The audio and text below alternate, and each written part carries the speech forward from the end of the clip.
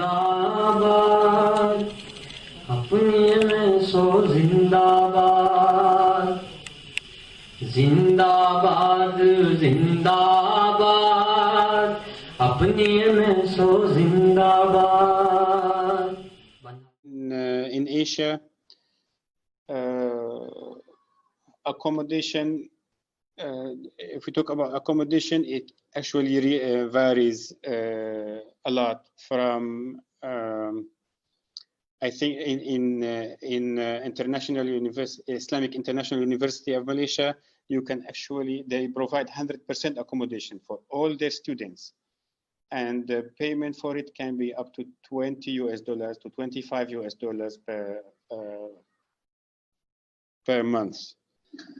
And if you want to rent your own apartment, if you are married with children,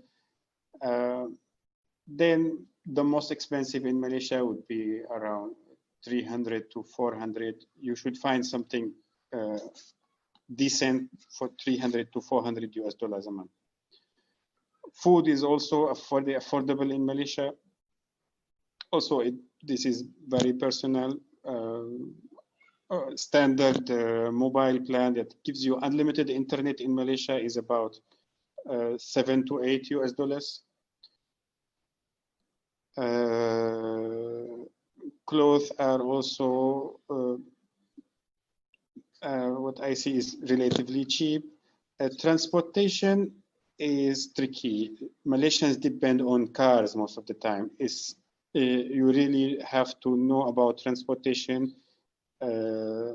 It's a part of, to me, it's a part of choosing the correct university, how to commute from wherever you're staying to the university.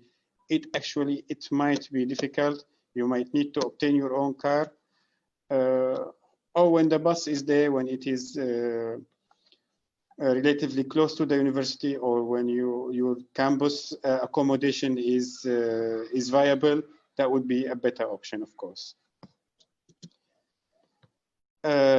University rankings in Malaysia actually is getting more and more interesting. The universities, the top research university in Malaysia now, University Malaya, is now ranked 59 on the world. It's, I think, this is unprecedented. Majority of universities in Malaysia are getting higher ranking now, which is something good for your future CV, and it reflects the quality of education in Malaysia.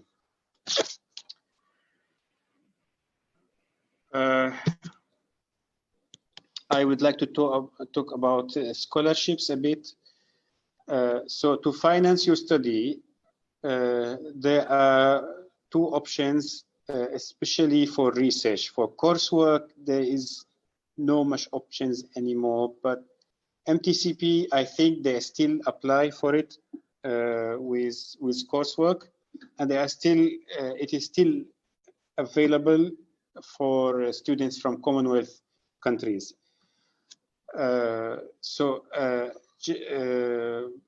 Generally, the number of seats for the official scholarships offered by the Ministry of Higher Education are not much. They are limited, but they are there, and I was lucky to get the MIS scholarship myself. But it's competitive, and the number of seats are not much, and by time it appears to me that they are reducing them. However, another scholarship is called MTCP. It is specialized in Commonwealth countries, and as far as I understand, India is a Commonwealth country. I think it gives higher chance for Indians compared to others. They are a bit favored with this scholarship. However, to finance your study, the easier way actually is through your supervisor, through your department. When you follow the proper procedure and you get admitted with a good supervisor who has a grant to cover your research, and that when you admitted into a university that is that provides for the student enough resources, it will be easier for you to finance your study. So usually in Malaysia, like I'm giving here an example of a Department of Engineering or Faculty of Engineering in UPM. They are publishing the 2018 data of how much research grants they obtain. So when you look at it, it's a significant amount of money. And from that, you can cover your research expenses, and you can also sometimes get a salary for your own. So if you are enrolling under a strong supervisor who can cover your life expenses, you might expect a salary that will suffice for your research for your accommodation and tuition fees. However, the tuition fees are not easy to be waived, depends on the university. And it's a balance between how much they waive from your tuition fees and how much salary they actually give you monthly. And of course, you always have the option, if you can, to finance yourself if that's an option for you, if it is viable for you. I want to talk now about the types of universities in Malaysia, and I'll try to emphasize on universities that are good for postgraduate students and international postgraduate students. So in Malaysia, there are basically three types of universities. There are the public universities, the private universities, and foreign universities that have campuses in Malaysia. So for the public universities, there are two basic types. One is called the research universities. The universities that are RU, they are research oriented, and there are only 5 universities in Malaysia, but they have high enrollment rate for postgraduate students, and they are well funded, and they have the infrastructure for research usually. First university is the University of Malaya, the highest ranked university in Malaysia. University of Malaya sometimes have their own fund coming from the government, especially for University of Malaya. So in any department, in any discipline you are, usually your likelihood to get an admission in is more. So I think for anyone, that's the number one advice that can be given is start with explore the option first. You can, it's the highest likely university to get admitted to. The other university is University of Science Malaysia. Main campus is in Penang. Usually the universities are scattered around the peninsula Malaysia. So it's not necessarily you get your admission in a university in the capital. A lot of universities are actually in other cities. So USM is an important university also. It's famous, as far as I know, for some parts of engineering and most importantly in pharmacy. And I went there and I had a part of my research there, and the facilities in pharmacy are really, really interesting, with a lot of experienced scholars there. Another one is the National University of Malaysia, or UKM. Campuses are in KL and around Kuala Lumpur, the capital. And it's also medically oriented, or more into medicine oriented university. Third university is UPM. UPM used to have a lot of international students. Also, it's in KL, and it is a research university with high funding relatively, especially in agriculture. The fifth university is University Technology Malaysia. Also, is one of its important aspects is that it has more postgraduate students than undergrad students. And it is, I think, the newest one in terms of research universities. I also want to talk about other public universities besides research universities. Although research universities are the first to look for, sometimes you can, not sometimes, a lot of times you can find a lab with a good supervisor and good funding and good equipment in another public university in Malaysia, or even sometimes in a private university in Malaysia. So you have to, so you can always explore the options of universities other than the research universities. One of the most important universities, I guess, for international students, particularly for Muslims, is the International Islamic University Malaysia. Actually, it was a project from OIC, and it had a lot of funding when it started.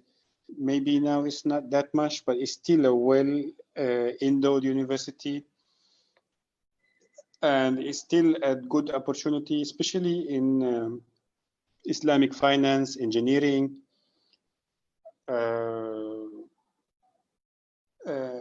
humanitarian sciences, Sharia law, Sharia studies, and it has a lot of the enrollment rate is high. It has a lot of students. It accepts a lot of students. They are well oriented towards international students. If you, as an international student, you can find accommodation easily and cheaply there, and I think it has 100% rate of students living in campus, and you will find your country food there, and you will also find easy commuting and everything. If you are looking for something that is everything in one place, start with IIUM. For coursework, also affordability, also IIUM leads actually. Private universities, there are a lot of private universities in Malaysia. The tuition fees usually are higher, usually with exceptions. Like one of the most important exceptions is University Technology Petronas. I will leave the talk about it for my brother Mustafa, who has more experience in the matters. And there are also another type of universities, it's foreign university campuses in Malaysia. I think here is a list of 10 foreign university campuses. The highly ranked ones, I think Monash, University of Nottingham. There are universities from China. There are universities from Australia, a lot of universities. The tuition fees may be the most expensive, but there are special chances in international universities to find their own scholarships, to apply directly through their websites. And sometimes they have a special collaboration with their home countries also, and the research there sometimes might be exceptionally good. That doesn't mean that they are better than research public universities, but always opportunities can pop up from foreign universities in Malaysia. And some of their coursework programs can be exceptional and highly appreciated in the world, can be employed easily after getting a diploma or a master's by coursework from such a university. I hope I didn't take too much of your time, and I would like to now proceed with Brother Muaz. He is our PhD student in engineering in University Malaya, and he is our expert in engineering fields, especially.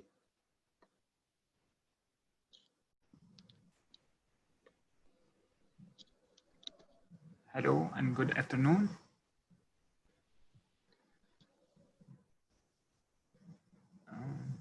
My name is Muaz. I am doing my PhD in robotic prosthesis. I am going to talk about studying engineering in Malaysia.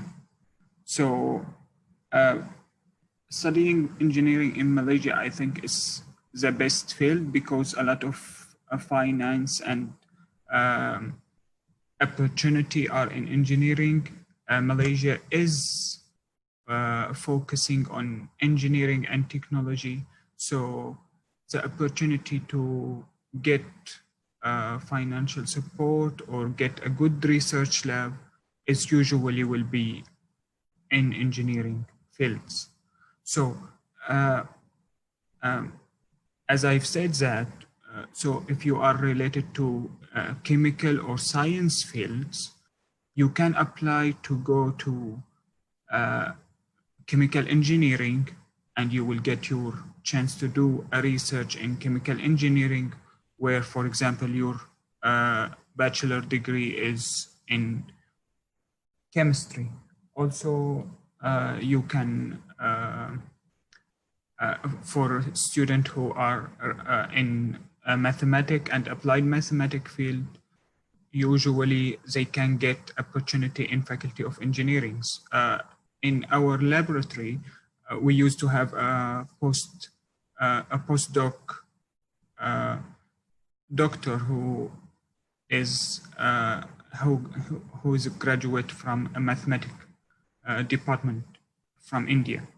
So the area of interest in engineering is wide. So I will say the most common field or the most funded field in engineering in Malaysia, I think the number one is water treatment. So water treatment in engineering can be chemical engineering, can be environment building engineering. Research in water treatment and water resources is so common in Malaysia. Secondly is chemical engineering and its relation to oil and gas. I think Petronas University is number one in chemical engineering and oil and gas field. So also mechanical engineers could go to working in the oil and gas industry by application, and it will be related to and linked between mechanical and chemical engineering. So also the biomedical engineering is really well funded, especially in UM. So in UM, biomedical engineering is a wide department, starting from prosthesis, ending with image processing and medical image processing.